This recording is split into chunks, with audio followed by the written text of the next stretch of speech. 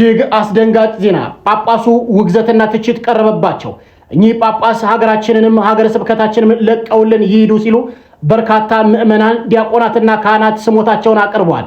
እኚህ ጳጳስ ያለባቸው እያንዳንዱ ችግር በይፋም በአውደ ምሕረት ላይም ተነግሯል። በርካቶችን አስለቅሷል፣ በርካቶችን አሳዝኗል። እንዲህም አለ ወይ የሚል በጣም በርካታ ወንጀሎች ነው የተነገረባቸው። ይህንን መረጃ ይዤላችሁ መጥቻለሁ። አብራችሁን ቆዩ። በሌላ መረጃችን ስናቀና ጠቅላይ ሚኒስትሩ ስልጣናቸውን በገዛ ፈቃዳቸው ለቀዋል። በጣም ይገርማል። እኚህ ጠቅላይ ሚኒስትር ማን ናቸው? የምናጋራችሁ ይሆናል። በሌላ መረጃችን ስናቀና ደግሞ በሀገራችን ላይ ኢትዮጵያዊ ያልሆኑ የህንድና የፓኪስታን ሰዎች ችግር ውስጥ ገብተዋል። እጅግ አደገኛ ወንጀልም ተፈጽሟል። ይህንን መረጃ ይዤላችሁ መጥቻለሁ። አብራችሁን ቆዩ። ታዋቂው አርቲስት ብሩክታዊት አባተ በጣም በርካቶችን አስገርማለች። እንዲህም አለ ወይ የሚያስብል በርካታ ንግግሮችን ተናግራለች። ስለሷ የምናወራው መረጃ አለ። ከዚህም በተጨማሪም በተመሳሳይ መረጃ ማለት ነው ታዋቂው አርቲስት ማራማዊት አባተ በአለባበሷ ስሞታም እየቀረበላት ይገኛል። እሱን በተመለከተ የምናጋራችሁ መረጃ አለ። ውድ የተከበራችሁ ተመልካቾቻችን ይህም ብቻ አይደለም፣ በጣም በርካታ ወቅታዊ ፕሮግራሞችን ይዤላችሁ መጥቻለሁ። እንደተለመደው ሁላችሁም አይከፈልበትም፣ ላይክ በማድረግ ጀምሩ። ሰብስክራይብ ያላደረጋችሁ ሰብስክራይብ እንድታደርጉ ጋብዝኳችሁ። በየቀኑ አዳዲስ ወቅታዊ ቁም ነገር አዘል ፕሮግራሞችን ይዤላችሁ የምመጣው ሚኮ እባላለሁ። ሁላችሁም አብራችን ቆዩ። ሰሞኑን በጣም እጅግ አነጋጋሪ ጉዳይ ራሱን ነብይ ነኝ ብሎ የሚጠራው የእዩ ጩፋ የማስተርስ ምርቃት ጉዳይ ነው። በርካቶች እንግዲህ በፌስቡክ ላይ እዩ ጩፋ ተመረቀ ልክ እንደ አዲስ ስንት ሰው ተምሮ ስንት ምሁር ባለባት ሀገር ላይ እዩ ጩፋ ተመረቀ የሚል በፌስቡክ ገጽ ላይ በጣም ሲስተጋባ ሰምተን ነበርና በርካታ ሰዎች በእዩ ጩፋ የማስተርስ ፕሮግራም ላይ ጥያቄ እያስነሱ ይገኛሉ። እስቲ የሆነ ሶሻል ሚዲያ ላይ ለቀቀውን ነገር ለእናንተ ላጋራችሁና ገርሞኝ ነው። እስቲ አዳምጡት። እዩ ጩፋ ማስተርስ ተመርቄያለሁ ብሎ እንግዲህ ሚዲያው ላይ በጣም አቧራ እየተነሳ ይገኛል። በመጀመሪያ ደረጃ ማንሳት የምፈልገው 4 ነገሮች ናቸው ከእዩ ጩፋ ጋር ተያይዞ። የመጀመሪያው እዩ ጩፋን በማስተርስ ያስመረቀው ተቋም ወይም ደግሞ ኮሌጅ ስሙ ምንድን ነው? እዚህ ጋር ፎቶ ላይ እንደምታዩት የእዩ ጩፋ ፊት በደንብ ይታያል ጥርት ብሎ። ለምንድን ነው የተቋሙ ስም ላይ ብለርድ የተደረገው? ለምንድን ነው? የተቋሙ ስም ምንድን ነው? ማወቅ እንፈልጋለን። አንደኛው እሱ ነው። ሁለተኛው እዩ ጩፋ በተመረቀበት ቀን ብዙ ተመራቂዎች ነበሩ፣ ግን ሜን ካራክተር ተደርጎ የተወሰደው እሱ ነበረ። ለምን አስፈለገ? ብዙ በማስተርስ ከሱ ጋር የተመረቁ ሰዎች አሉ። እሱ ተለይቶ የእሱ መመረቅ ይህን ያህል ያስገረመና ያስደነቀበት ምክንያት ምንድን ነው ስላልገባኝ ነው። ሶስተኛውና ዋና ትኩረት እንድትሰጡልኝ የምፈልገው የተገኙት ሰዎች እዛ ጋር የእዩ ጩፋን በማስተርስ መመረቅ ተከትሎ ለእንኳን ደስ አለም ሊሆን ይችላል ለተለያዩ ነገር የተገኙት ሰዎች የተደበላለቀ ስሜት ፈጥረውብኛል። ለምሳሌ እንደምትመለከቷቸው ናቸው። አብዛኞቹ የግል ቸርች ከፍተው ራሳቸውን ሐዋርያት ነን ብለው ራሳቸውን የሰየሙ ሰዎች ናቸው። ያ ብቻ አይደለም፣ በከፈቱት ቸርች ስም ገንዘብ እየለቀሙ ለድሃው ባዶ የቃላት ተስፋ እየሰጡ እነሱ ግን ህልማቸውንና ጽድት ያለ ኑሮ የሚኖሩ ሰዎች ናቸው። ፕላስ ደግሞ ስለነሱ መጥፎ ያወራን ሰው አሳደው በማሳሰርና በማንገላታት የሚታወቁ ሰዎች ናቸው። እነዚህ ሰዎች መካከል ማስተር አብነት ምን ይሰራል? በቃ እኔ ያልገባኝ ነገር ይሄ ነው። ወይስ ማስተር አብነት እዛ ጋር የሚመረቅ ሌላ ዘመድ ነበረው? ካልሆነ ግን እዩ ጩፋን ተከትሎ ማስተር አብነት እዛ ጋር መሄዱ ለምን አስፈለገ? ከነሱ ጋር የሚጋራው ነገር ካለ ከነሱ ጋር የሚመሳሰልበት ነገር ካለ ቢያሳውቀንና ካሁኑ ብናቅ ጥሩ ይመስለኛል። እዚህ ጋር ማስተር አብነት መገኘቱ እነዚህ ሰዎች እነዚህ ወንበዴዎች መካከል ማስተር አብነት መገኘቱ ለኔ ምንም የተዋጠልኝ ነገር የለም። ይህንን ነገር ያዙልኝ። ማስተርሱን እንደሚመረቅ ሲያሳውቅ ሰኔ 14 እዩ ጩፋ ማስተርሱን ይመረቃል ብለው ፌስቡክ ላይ የሚሆን የተለያዩ ማህበራዊ ሚዲያዎች ላይ ሲለጥፉ ማስተርሱን እየተማረ የፒኤችዲውንም ጥናት እያደረገ ነው። በኢትዮጵያ የትምህርት ስርዓት ወይም ደግሞ በኢትዮጵያ የትምህርት ካሪኩለም አካሄድ መሰረት አንድ ሰው ማስተርሱን ተምሮ ሳያጠናቅቅ ፒኤችዲ መጀመር አይችልም። የፒኤችዲ ዲዘርቴሽን የፒኤችዲ ትምህርት የሚጀምረው ከማስተርስ ኢንድ ወይም ደግሞ ማስተርሱን ተመርቆ የማስተርሱን ወረቀት ከያዘ በኋላ የሚጀመር ሌላ ጉዳይ ነው ፒኤችዲ። እንዴት ነው ፒኤችዲ እና ማስተርስ? ስላስገረመኝና ስላሳቀኝ ነው። ማስተርስ ሳያልቅ የፒኤችዲ ጥናት መጀመር ይቻላል ወይ? ለትምህርት ስኮላር እና ኤክስፐርቶችም ልጁ የተናገረው ምንም ስህተት የለበትም። ቤተሰቦቻችን በጣም ግራ ስላጋባኝ ነው። እንግዲህ እዩ ጩፋ ከተማርክ ጥሩ ነው ያድርግልህ። ለማንኛውም እኔ ግን አልተዋጠልኝም። ባይዘዌ ቴዎሎጂ የምትማር ከሆነ እኔ እውነት ልንገርህ፣ እኔ ምንም ቴዎሎጂ አልተማርኩም። ግን እኔ እናንተ የምሬን የምልህ በመጽሐፍ ቅዱስ እንደው በሃይማኖት እኔ እናንተ ዲቤት ማድረግ እንችላለን። ከምሬን ነው የምልህ፣ በእውነት ዘራለሁ ከምር። በመዲናችን አዲስ አበባ አስደንጋጭ ወንጀል ተፈጽሟል። በጣም በሚገርም ሁኔታ ታሪኩ በጣም ጠጠር ያለ ነው። በሀገራችን ለዛው የሀገራችን ዜጎች ሳይሆኑ የፈጸሙት ሰዎች ያስቃሉ። አስደንጋጭ የተባለና ያልተለመደ የእገታ ወንጀል በመዲናዋ አዲስ አበባ መፈጸሙ ተሰምቷል። በለሚኩራ ክፍለ ከተማ ጎሮ አትሌቶች መንደር በሀገሪቱ እምብዛም ያልተለመደና እንዲሁም ደግሞ እጅግ አስደንጋጭ የእገታ ወንጀል መፈጸሙ ነው የተሰማው።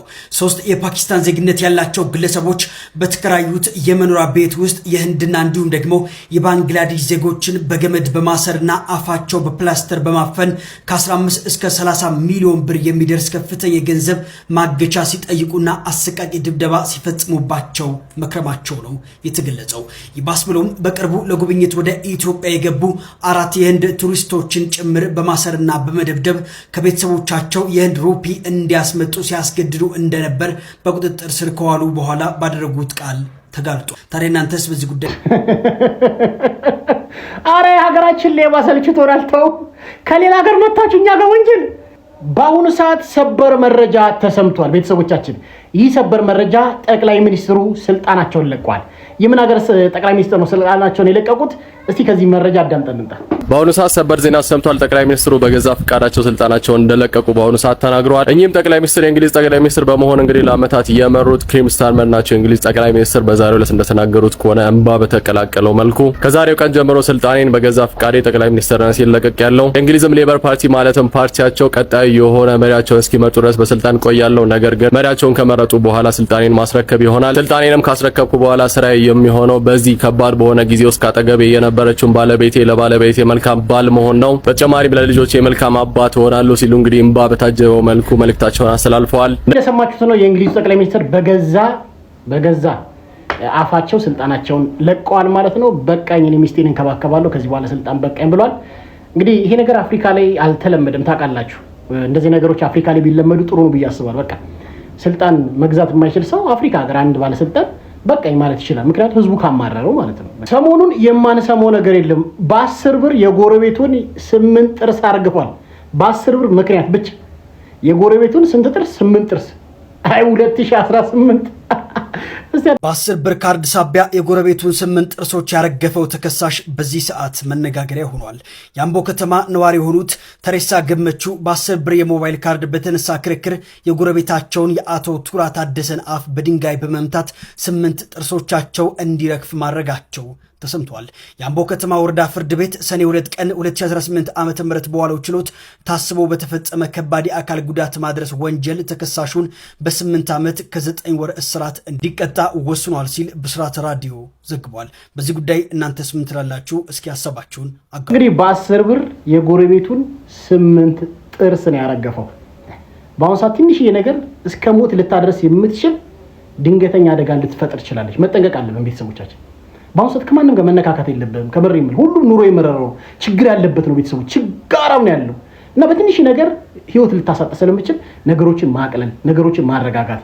ጠዋት ስትነሱ ጸሎት አድርጋችሁ ውጡ። እግዚአብሔርን ጸሎት አድርጋችሁ እግዚአብሔርን ጠይቃችሁ ከክፉ ነገር ሁሉ እንዲጠብቃችሁ ጸሎት አድርጋችሁ ውጡ እና ከሰው ጋር አትጣሉ። ስራ ቦታ፣ ታክሲ ውስጥ በቃ በጣም እርግጥ ለማለት ሞክሩ። በአሁኑ ሰዓት በጣም ከባድ ነው። አብዛኛው ኑሮ የመረረው ነው፣ የተበሳጨ ነው፣ ከሚስቱ ጋር የተጣላ ነው፣ ደሞዙ በጣም ትንሽ ነው። በጣም ከባድ ነውና ረጋ ለማለት ሞክሩ፣ ሰከን ለማለት ሞክሩና የማትገመት ሰውን ማለት አሁን ነው። እንግዲህ ታዋቂዋ አርቲስት ብሩክታዊት እንግዲህ በሰይፉ ላይ ቀርባ በጣም በርካቶችን ያስገረመ ንግግር ተናግራለች። በጣም እኔ ስላስገረመኝ ነው። እንግዲህ ብሩክታዊት የምትታወቀው በእብደቷና በቃ ምንም ቁም ነገር የላትም በሚል ቪዲዮቿ ነው የምትታወቀው። ግን ከአፏ የወጡ ንግግሮች በርካቶችን ልብ ነቅቷል፣ በርካቶችን አነቃቅቷልና የሷን ንግግር ይዤላችሁ እመጣለሁ። ቆመሽ የሚጸጽትሽ ነገር የለም? እኔ ምንም በህይወቴ ላይ ምንም የሚጸጽተኝ ነገር የለም።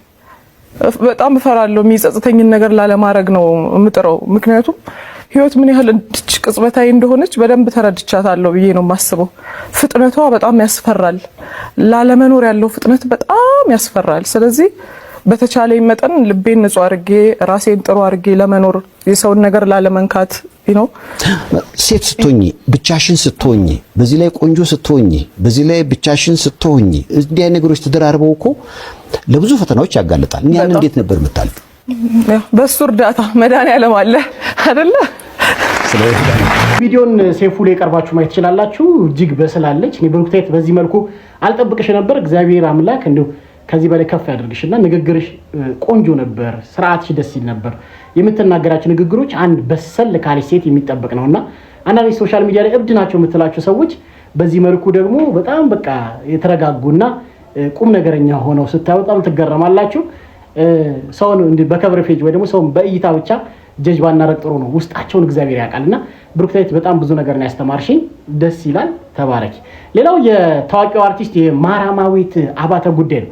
ማራማዊት አባተ እንግዲህ በጣም በዚህ ወር ውስጥ በጣም አነጋጋሪ እየሆነች የምትገኘው ከዚህ በፊት እንደምታስታውሱት ቁማር በልታ ለተለያዩ ሰዎች እርዳታ እንደለገሰች የሚታወቀው ወደ 800 ሺህ ብር። ከዛም ባሻገር ደግሞ ማራማዊት አባተ በቲክቶክ ፔጇ ላይ የምትታወቀው ከቅዳሴ በኋላ በምታደርጋቸው ተግባራት ነው።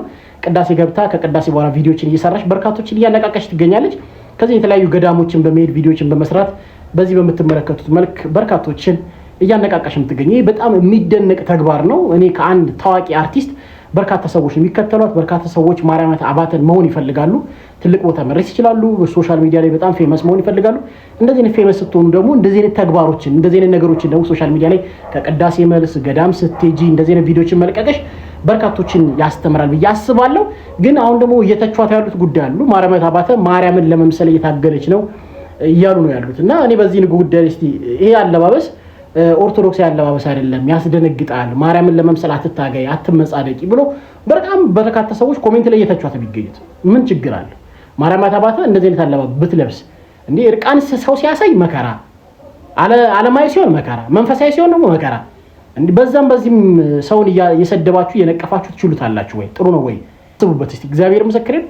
ሰው መንፈሳዊ ነገር ሲሆን ጥሩ ጎኑን አይታችሁ በርቺ፣ ጎበዝ፣ ቀጥይ ማለት ጥሩ ሆኖ ሳለ የሆነች ነገር እያያችሁ ደግሞ መንቀፍ ጥሩ ነው ብዬ አላስብም። ስለዚህ ማራማዊት እያደረገችው ያለችው ነገር ጥሩ ነው። ከቅዳሴ መልስ በርካቶች ቅዳሴ ብዙ ሄደው አያውቁምና ቅዳሴን እንዲሄዱ እያበረታታች ነው ያለችውና አለባበስም እንደዚህ በቃ ምን ችግር አለው ብታስተምራችሁ? እንደዚህ አይነት አለባበስ እርቃን ከመውጣት እንደዚህ አይነት አለባበሶችን ብትለብስ ጥሩ ነው ብዬ አስባለሁና በርካታ ሰዎች ቅናት አለብን።